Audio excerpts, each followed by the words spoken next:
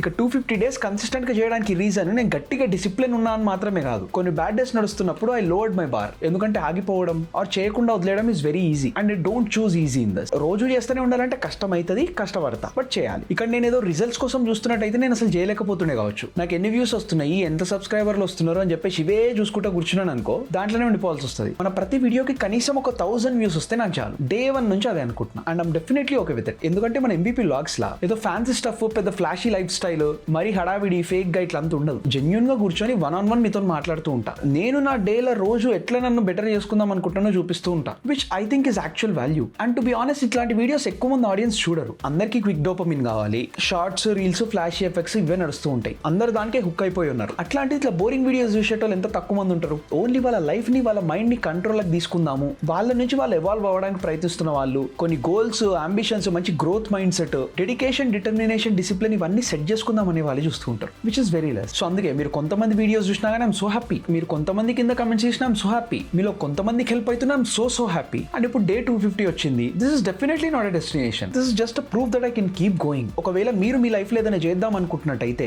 దానికోసం perfect time కోసం ఇంకా వెయిట్ చేస్తున్నట్టయితే, don't do that. This is always the perfect time. You have to do it and start it right now, because in this world the best time to do something was yesterday and the second best time is now. I'm sure you're gonna do it if you set your mind straight and you mean it.